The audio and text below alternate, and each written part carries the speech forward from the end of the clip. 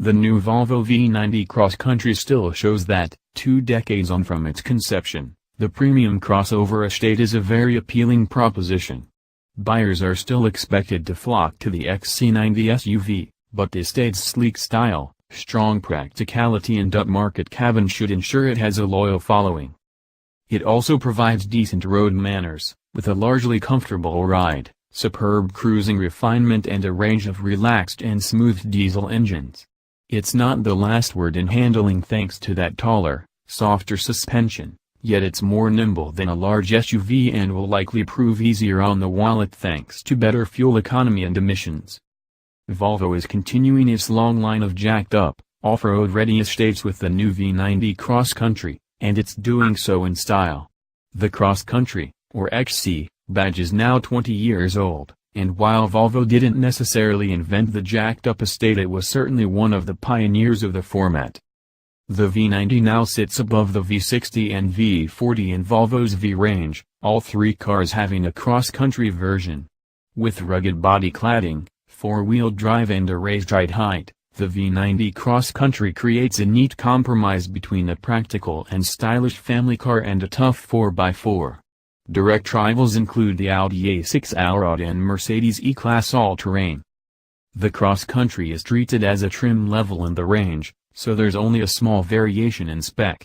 The standard car is based on Momentum spec, adding the ground clearance and exterior details.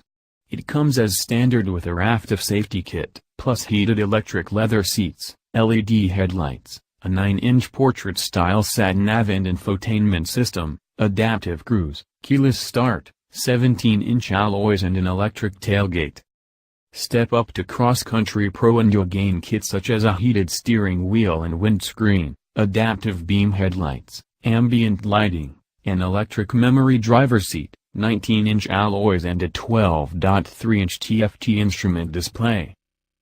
Step up to Cross Country Pro and you'll gain kits such as a heated steering wheel and windscreen, adaptive beam headlights, ambient lighting, an electric memory driver seat, 19-inch alloys and a 12.3-inch TFT instrument display. The chassis isn't radically different from that of the standard V90, but the Cross Country gains 60 mm of extra suspension travel plus chunkier tires. As a result, the car absorbs big bumps extremely well, taking the strain out of potholes and large ruts with ease. It also allows the V90 to negotiate a reasonable level of off-road terrain. It's certainly more capable than most owners would ever need it to be. The V90 Cross Country can be had with standard steel suspension, but we've only driven examples with optional adaptive dampers and rear air suspension.